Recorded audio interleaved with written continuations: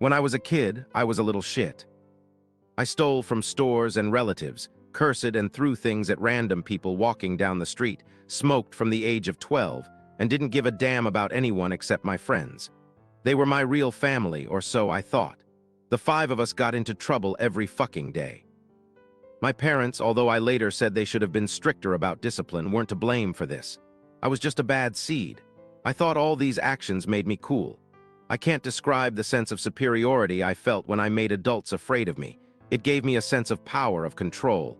That's what I craved when I was younger. I could go on and on about my sins, but the point is, I was a complete fucking psycho. I made amends as best I could to whoever I could, but we're not here for my self-flagellation, we're here for the revenge. Long story short, when I was 16, my parents finally ran out of patience, and despite all my tantrums, screaming, and even getting physical with my father, they decided to send me to a school for troubled teens. I call it a school, but it was really a military-style institution where discipline was hammered in by the harshest and most effective methods, while also teaching a few literacy and math lessons. Without going into details, that school changed me. Although I was aggressive, cruel, arrogant, and nearly suicidal when I was first left on its doorstep, the people at the camp broke me. I was there for just over a year. No phone calls, no visits home, no access to the outside world. For a whole year, that camp and those counselors, those truly tough men, taught me what a piece of shit I really was. By the end of the second summer, I had changed. I fought, I screamed, I got my ass kicked more times than I could count, but in the end, I was defeated. These men taught me that real men don't act the way I did, and that the path I was on would lead me either to prison or to the grave. They were brutally honest, especially a counselor named Jay. By the end of my stint, I considered Jay a second father. Although I initially hated him for making me feel worthless, he really did me a favor by opening my eyes to how toxic my behavior was. To this day, I consider him a kind of hero. He was the main person who deemed me ready to return home. But the backstory is getting very long, so let's get to the story. When I returned home, I had transformed from a vicious little asshole into a somewhat civilized young man, ready for my senior year of high school. I was nervous coming back as I had adapted to the disciplinary school lifestyle, but I was also excited. I missed my friends and hoped they would take me back, even though I hadn't spoken to any of them in over a year. And to my relief, I was welcomed with open arms. One of my closest friends had moved to another state during my absence, but the other 3 were thrilled to see me. Over the next few weeks, I settled down and didn't spend much time with them outside of school. My parents were kind of testing how much I had matured since returning, setting boundaries for when I could go out, how long I could be out, where I could go, etc. I was determined to prove to them that I was no longer the asshole who had ruined their lives all those years. So I followed their rules and only socialized with my friends at school. All of this is relevant because of what happened next. I joined the school football team, which all 3 friends were on, and one evening after practice, all the teammates were in the gym, sweaty and dirty, but pleased with themselves. I was laughing and chatting so much with my 3 best friends that I didn't notice we were the only ones left in the room. And that's when the conversation took a bad turn. One of the friends, for simplicity I'll call him F1, friend 1, started telling me about a college party they were all planning to go to and how they'd been going to college parties for several months now, since it was easy to get girls and alcohol there. I was hesitant because I didn't think Mom and Dad would let me go, but then F1 started talking about a girl he was planning to invite. She went to the same school as us, but she wasn't a girl I thought F1 had any real relationship with. I knew her but wasn't acquainted. He started telling the other friends and me that he'd been trying to get her into bed for a long time, and she was always making excuses, so he was planning to take her to the party and finally score. When I asked him in a joking manner, "Why are you so sure she won't turn you down again?" He looked me straight in the eye and said, as casually as possible, the most chilling phrase I have ever heard in my entire life. "I'll just slip something into her drink. It'll relax her and there won't be any problems." At first, I just laughed awkwardly, thinking it was some kind of shitty joke, but they didn't laugh with me. When I asked him if he was serious, F1 said he was tired of her fucking games, that she was just leading him on, and that the pills would just make things easier. I couldn't believe my fucking ears. I quickly distanced myself from the conversation and raced home, most likely running a few stop signs, but I don't remember. All night I convinced myself that my friends were just messing around. A few more days passed, and the locker room conversation was almost forgotten, although they wouldn't shut up about the party and kept insisting I sneak out and join them. I was repeatedly called a pussy for refusing because of my parents, but I brushed it off. Then the shit finally hit the fan. During another after-school practice, we were the last ones in the locker room again, and F1 did something I wouldn't have expected in 1,000 fucking years.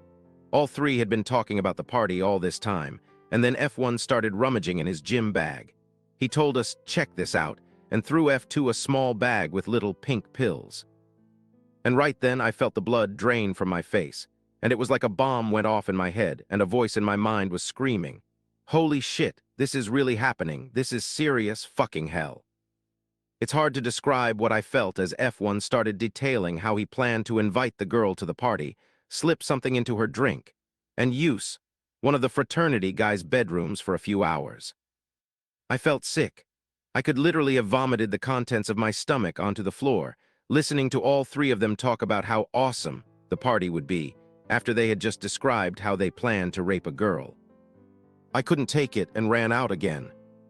That night I really did vomit, replaying in my head what I had just witnessed over and over. I could hardly believe it. These three boys had been my friends for 15 years. I considered them my family, thought I knew them better than anyone, but 1 year apart in this. I'll tell you, I actually broke down and cried that night. I'm not ashamed to admit it. What I am ashamed of is how long I couldn't pull myself together and deal with it. I knew I had to tell someone, but for some shitty reason I was still loyal to them. Don't crucify me for this. I know now what I should have done, but I was 17, and these were my best friends. I didn't want them to get into trouble, but at the same time I knew I couldn't let this shit slide, so instead of reporting what I'd heard to an adult, like a normal fucking person, I decided to handle it myself.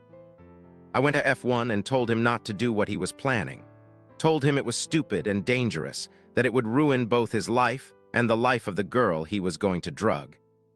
He didn't even blink. He told me to my face that the school I was sent to had turned me into a pussy, that he hated how much I had changed and had been trying to get me back with the help of F2 and F3. He even told me what they had been saying about me behind my back and how they planned to set me up with a girl after F1 was done with her to show me what I was missing. Then he said something I will never forget. He said to me, word for word, "I'm doing this little bitch a favor. She's a fucking virgin. And after this party, your mom won't be the only one who finally gets some dick." I hit him. We fought, and we were both sent home for fighting. I couldn't fucking believe it. I was furious. My best friend had said that to me. My best friend told me he was going to rape an innocent girl at a party, and I was a pussy for not wanting to join. I was disgusted. I was disgusted to my core, and I was done with him. My parents were disappointed that I was suspended so soon after coming home, but I just sat quietly while my mom cried and my dad yelled at me. I understand now that I should have told him, but after what F1 said to me, I had this crazy idea in my head that I had to handle it myself. And now for the revenge. After a weekend of being grounded, I returned to school, and the first thing I did was look for F1. He was about as beat up as I was, but he had a nice shiner under his eye from me punching him in the face. F2 and F3 were standing nearby, and they all stared at me as I approached them. Then I did something that made me sick. I apologized to him. I told him I was sorry for hitting him, and that he was right, I had changed, and I hated what that school had done to me, and I wanted to be my old self again. To my surprise, they all bought it. F1 and I even hugged, and the cherry on top was me promising them I would come to the party. And now for my dumbass teenage plan. First, I started recording them when we were alone. I wanted to get on tape everything they said about the party and the girl they planned to rape. I knew I needed some kind of evidence, otherwise it would just be my word against theirs. And within a few days, I had recorded more than enough, but I wasn't done yet. No, my dumbass self had a plan, and I was going to see it through fully. So I tracked down the girl, pulled her aside, and told her everything. She was furious and scared, but I begged her not to go to the police and not to tell anyone. I realize now that this was also stupid, but for some reason she listened to me. I had a plan. A crazy, stupid plan to teach them all a lesson. I told her to tell F1 she would meet him at the party, but to stay home herself to be safe. Later that day, F1 started bragging that the girl had accepted his invitation, and everything was going according to plan. And I sat there, phone half out of my pocket, recording it all. Finally, the night of the party arrived, and I snuck out because, I was grounded. I think it's worth noting that I wasn't filled with a sense of self-righteousness all night. I doubted myself, but in a strange way, I felt betrayed. These three guys had been my brothers since before I could fight, and I felt betrayed that they had gone down this path. What haunted me even more was the thought that I could have become just like them if my parents hadn't sent me away. It was a strange moment of realization in the middle of a packed frat house. You're surrounded by drunk idiots, but you're coming to terms with what life has thrown at you. The night goes on, and F1 gets more and more upset that the girl he invited never showed up. I tried to keep an eye on him all night, not wanting him to decide any girl would do if he couldn't get the one he wanted. I kept my eyes on them, watching them get drunk, while I stayed as sober as possible with water in a beer can.